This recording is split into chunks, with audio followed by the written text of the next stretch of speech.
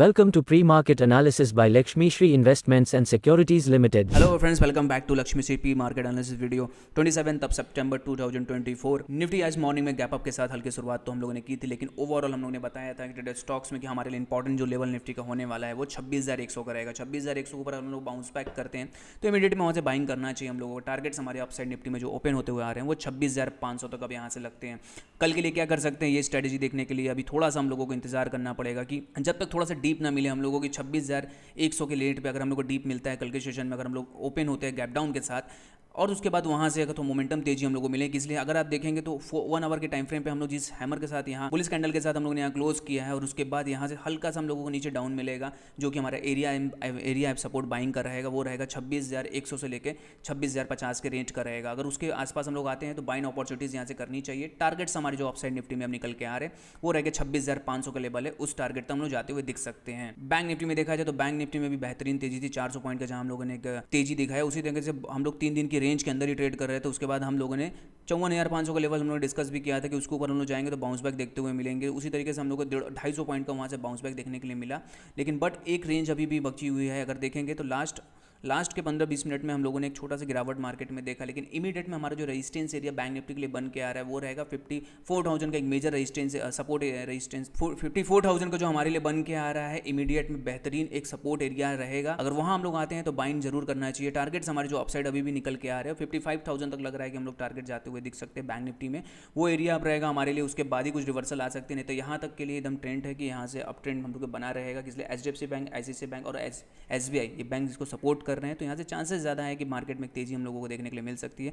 Targets हमारे upside अभी भी ओपन है, जो बैंक निफ्टी में है वो 55,000 तक जाता हुआ दिख सकते हैं। सपोर्टिंग एरिया हमारे लिए 54,000 का रहेगा। 54,000 में कहीं भी डीप मिलती है या गैप डाउन के साथ कल के सेशन में लोग शुरुआत करते हैं तो हम लोग कैंडल को वॉच करेंगे, वहाँ से स्ट्रक्चर बनता हुआ हम लोग दिखेगा, या 15 मिनट के 1 आवर के टाइम फ्रेम पर हम लोग रिवर्सल मिलेगा तो इमीडिएट में बाइंग करेंगे अपने सपोर्ट एरिया के पास। टारगेट्स हमारे अपसाइड जो ओपन होते हुए दिख रहे हैं 55,000 तक लग रहे हैं कि बैंक निफ्टी हम लोगों को मिल जाएगा। बेहतरीन तेजी मिलने के बाद अगर देखा जाए फिन निफ्टी में तो फिन निफ्टी में अभी भी हम तेज बने हुए हैं। 25,500 का जो टारगेट्स है उस टारगेट को हम अचीव करते हुए दिख सकते हैं। यहाँ हल्का सा गैप हम लोगों को मिला है, डाउन थोड़ा सा देखने के लिए मिला है 50 मिनट्स की कैंडल के साथ साथ, लेकिन बट एक सपोर्टिंग एरिया हमारे लिए अभी भी जो बन के आ रहा है फिन निफ्टी में वो रहेगा 25,100 25,000 के रेंज का। 25,100 या 25,000 के रेंज के आसपास हम लोग आते हैं तो बाइंग अपॉर्चुनिटीज़ यहाँ से हम लोग कैप्चर करेंगे। टारगेट्स हमें भी हमारे ओपन होते हुए दिख रहे हैं, जो कि फिन निफ्टी में 25,500 का टारगेट है, इस टारगेट तक हम जाते हुए दिख सकते हैं फिन निफ्टी में। मिड कैप फाइनली एक हैमर के साथ हम लोगों ने क्लोज आज किया है, इसलिए देखेंगे मूविंग एवरेज पे हम लोगों ने नीचे टच किया था 13,172 का हम लोग लो बनाया था, लेकिन उसके बाद वहाँ से बाउंस बैक देखने के लिए मिला एक तेजी।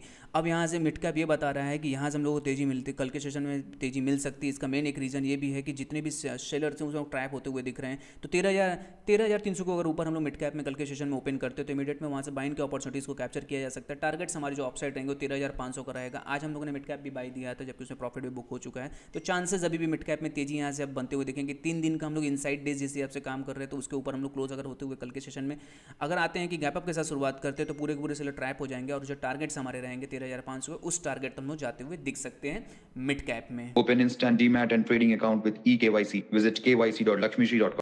स्टॉक टू वॉच की सीरीज जो स्टॉक आपके वॉच लिस्ट में होना चाहिए वो है HDFC लाइफ का। HDFC लाइफ में अगर आप देखेंगे तो पूरा कैप एंड हैंडल पैटर्न का यहाँ बेस टू बेस ब्रेकआउट्स बन रहा है। अगर हम लोग देखेंगे तो कैप एंड हैंडल पैटर्न में हम लोग रिटेस्ट किए थे, यहाँ पे बेस ब्रेकआउट था, उसके बाद हम लोग ब्रेकआउट दिया था। सिमिलर कंडीशन यहाँ रिटेस्ट, हम सेकंड रिटेस्ट पे आ चुके हैं और रिटेस्ट के बाद अगर हायर हाई बन रहा है स्टॉक में तो चांसेस ज़्यादा होते हैं यहाँ ब्रेकआउट्स के, तो इमीडिएट में यहाँ से बाइंग किया जा सकता है। 730 के ऊपर अगर HDFC हम लोगों को मिलता है कल के सेशन में तो इमीडिएट में बाइंग करिए। टारगेट स्विंग हाई हमारा रहेगा 760 तक और उसके ऊपर निकलते हैं 780 तक के टारगेट्स हम लोगों को मिल सकते हैं। डेली टाइम फ्रेम में बहुत अच्छा स्ट्रक्चर लग रहा है। शॉर्ट टर्म के लिए स्टॉक को अपने पोर्टफोलियो में जरूर रखना चाहिए एक अच्छे टारगेट्स के लिए। डेली ऐसे कंटेंट के लिए आप हमारे वीडियो को लाइक शेयर और कमेंट कीजिए और हमारे चैनल को सब्सक्राइब कीजिए। Thank you.